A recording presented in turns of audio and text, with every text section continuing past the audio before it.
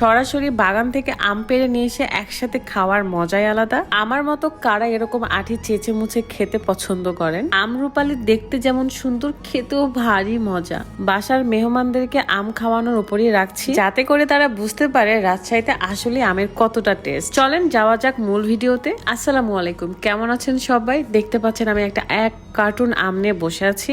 এই আমগুলোর নাম হচ্ছে আমরুপালি। নামটা যেরকম, খেতেও কিন্তু তার থেকে বেশি মজা। এই আমের সিজন যেহেতু শেষের পথে, তাই যারা রাজশাহীর ভেতরে কিংবা রাজশাহীর বাহিরে আছেন, যারা এই মিষ্টি মিষ্টি আম খেতে পছন্দ করেন, তারা কিন্তু অর্ডার করতে পারেন। পুরো বাংলাদেশ জুড়ে ডেলিভারি দেওয়া হচ্ছে। ট্যাটন ম্যাঙ্গো হাউস ফেসবুক পেজ থেকে এই আমগুলো অর্ডার করতে পারেন। খুবই যত্ন সহকারে আমগুলো ডেলিভারি করা হয়। পেজে কিন্তু বিভিন্ন আমের ডিটেলস দেওয়া আছে, আপনারা যে আম খেতে পছন্দ করেন সেগুলো অর্ডার করতে পারেন।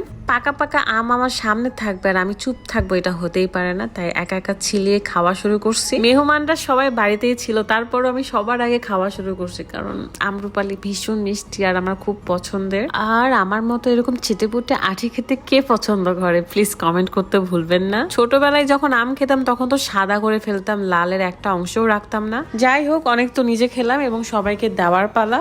আমার ঘরে এখন এত মেহমান, আলহামদুলিল্লাহ। আগে একা থাকতে পছন্দ করতাম, বাট এখন মনে হয় যে আশেপাশে ভালোবাসার মানুষগুলো ছাড়া থাকতেই ভালো লাগে না।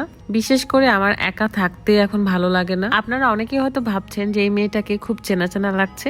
সে হলো তামান্না, তৃষার ছোট বোন। এরা আমার সাথে থাকলে কোন দিক দিয়ে যে দিন পার হয়েছে আমি বুঝতেই পারি না, এত মজা করি সবসময়। 2-3 প্লেট আমরা আম কাটি এবং সবাই মিলে একসাথে খাওয়া দাওয়া করি।